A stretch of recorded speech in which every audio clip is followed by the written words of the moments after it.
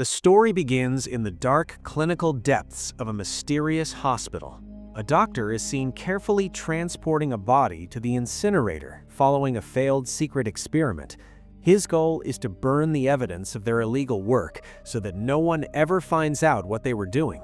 However, a terrifying detail goes unnoticed. Despite the body being clinically dead, it begins to shake and convulse on the stretcher.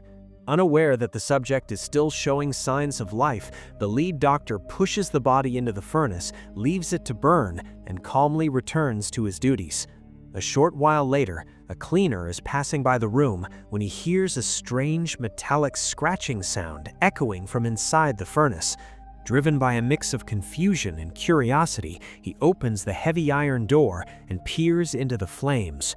Suddenly, a charred, blackened, and burning hand lunges out of the fire and grips him. This raises a chilling question. What kind of experiments are being conducted in this hospital that allow people to die and yet remain alive as monsters? The narrative shifts to a young couple, Allie and her boyfriend Michael, who are driving toward the same remote hospital. Traveling with them is Allie's mother, Sylvie. The reason for their visit is a surgery offer they found for an incredibly low price.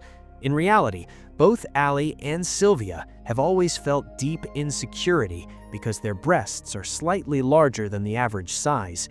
Because of this, they have spent years being the target of jokes and ridicule from people around them. Having finally found a cheap way to fix their problem, Allie and Sylvie are determined to undergo breast reduction surgery. However, Michael is completely against the idea. He believes that Allie is perfect just the way she is and repeatedly tells her that he has no problem with her size. As the trio continues their drive through a secluded area toward the hospital, a wild animal suddenly darts in front of their car. Michael hits the brakes and steps out of the vehicle to check on it. He finds the animal lying on the road, mortally wounded and suffering. Realizing the creature will not survive and is in immense pain, Michael decides that he must act as a man of mercy and free it from its misery.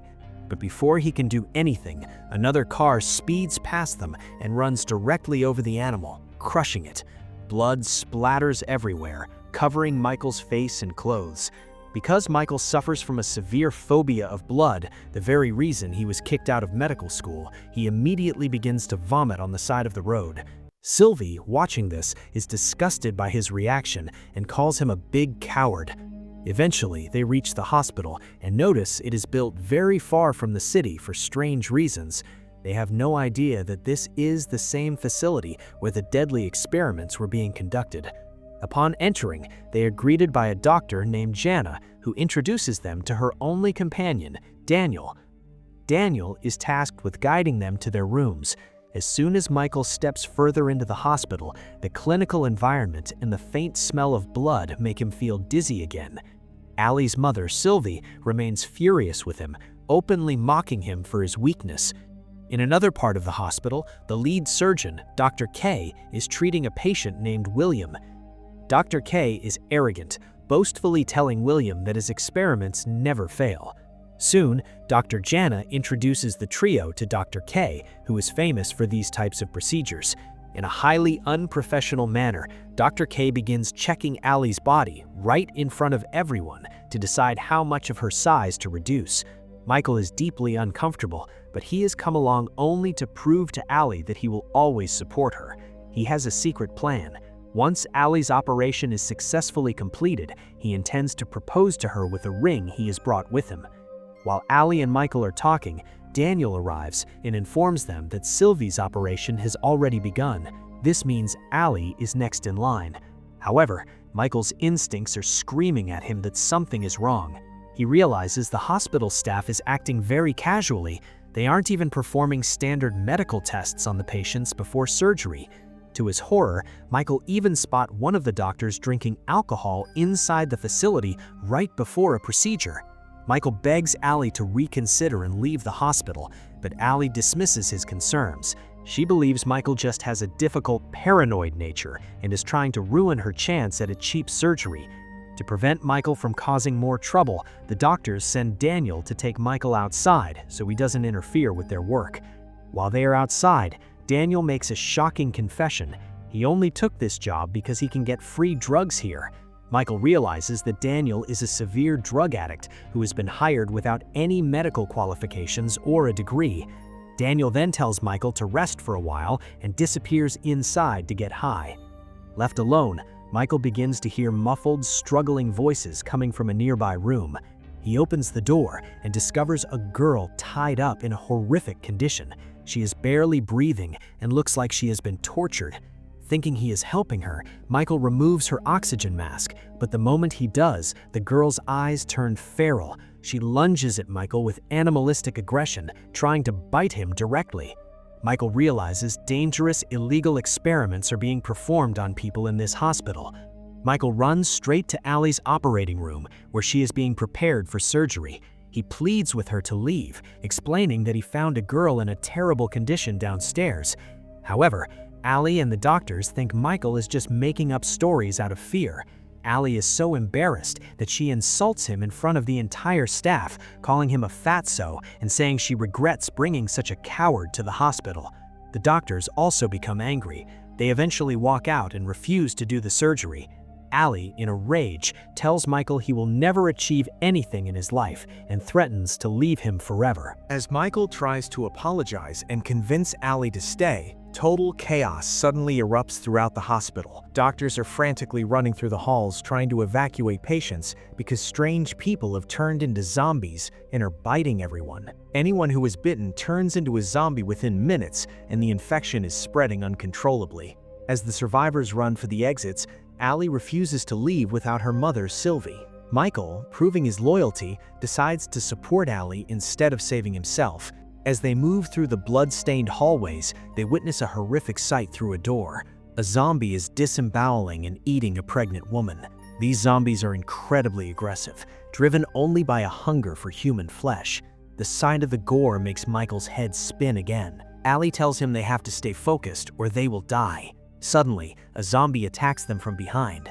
Michael tries to be the hero Allie wants and swings an iron rod at the monster. However, in the struggle, he accidentally jams the rod into an electrical socket above a light. Michael receives a massive electric shock, knocking him unconscious and leaving him bleeding from the head. Now alone, Allie manages to kill the zombie and push it out of the way. She looks at Michael, noting that he is unconscious and injured, but she decides she cannot wait for him. She leaves Michael behind and goes out to find Sylvie. She witnesses people screaming everywhere as the number of zombies grows.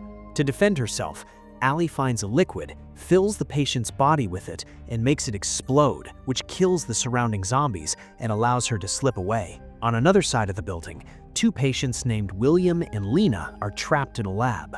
They are too terrified to open the door for Allie, fearing she might be a zombie herself. Allie eventually finds her mother Sylvie, who is still unconscious from the anesthesia. Allie quickly changes into her normal clothes and begins pushing her mother's bed through the hallways.